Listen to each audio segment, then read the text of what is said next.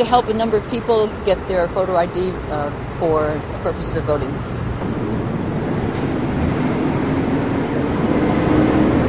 I guess the main one has been that the rules seem to have changed a bit. I went for training on how to help people several weeks ago and learned one series of things and was told that some things were still in abeyance because we didn't know for sure.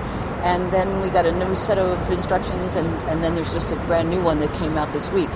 I think that in the end it will eventually sort itself out, but there's not a whole lot of time, of course.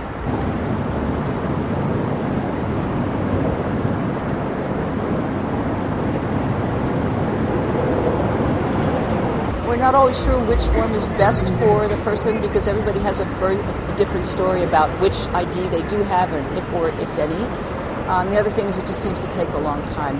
For example, we got here this morning about 9:45, and the folks who were going to be registering showed up about 10:15.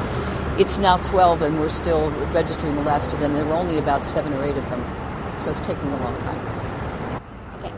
I feel it's particularly heinous in the Commonwealth of Pennsylvania, which is the cradle of liberty, that disabled citizens like myself, seniors, other disenfranchised voters with a history of voting, a good record, are forced to come in person to prove who we are to exercise our constitutional rights. I think is shameful.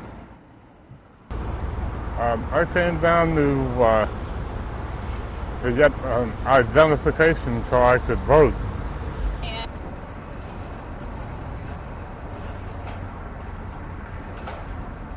Thank you so much.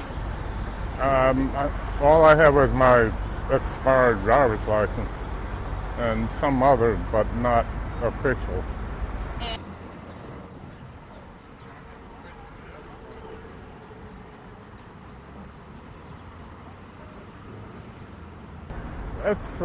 It seems like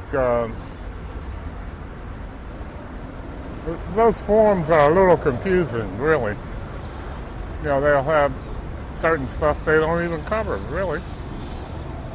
I came to get my photo ID because I lost mine by accident. And why do you want a photo ID?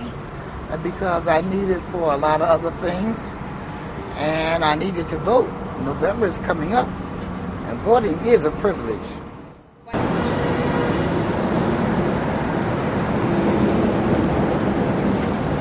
But if it cuts down on fraud of any kind, that's what we need.